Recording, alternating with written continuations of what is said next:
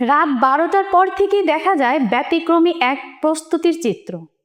TSC চত্বর, শাহবাগ ও আশেপাশের রাস্তায় মানুষের আনাগোনা বেড়ে যায়। মার্চ ফর গাজা কর্মসূচিকে কেন্দ্র করে অনেকে মাইক, ব্যানার, পতাকা ও পোস্টার সহ প্রস্তুতি নিচ্ছেন। কেউ প্লে কার্ড তৈরি করেছেন, কেউ স্লোগান অনুশীলন করছেন। ড্যামরার স্টপ কোয়ার্টার এলাকায় দেখা যায় ভিন্ন এক সকালের দৃশ্য। অনেকে জড়ো হচ্ছেন, কেউ জার্সি পরে নিচ্ছেন, কেউ আবার ছোট মিছিলের প্রস্তুতি নিচ্ছেন। সুদূর বাংলাদেশ থেকেও আমরা আমার ফিলিস্তিনি ভাইদের পাশে আছি।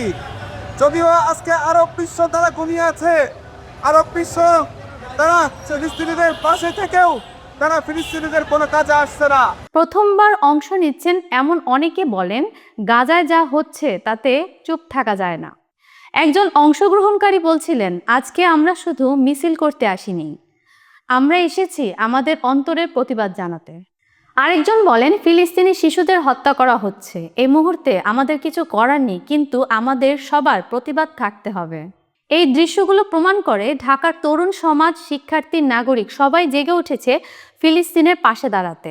আজকের মার্চ ফর গাজা কর্মসূচি শুধুই একটি মিছিল নয়, এটি একটি মানবতার ডাক। এই প্রতিবাদ থাকুক যতদিন না শান্তি ফিরে আসে গাজার মাটিতে। যদি ডাক্তার ইউনূস আমাদেরকে বর্ডার খুলে দেন, আমাদের যাওয়ার ব্যবস্থা করে দেন, আমরা ফিলিস্তিন গিয়ে আমার ভাইদের সাথে যুদ্ধ করতে রাজি।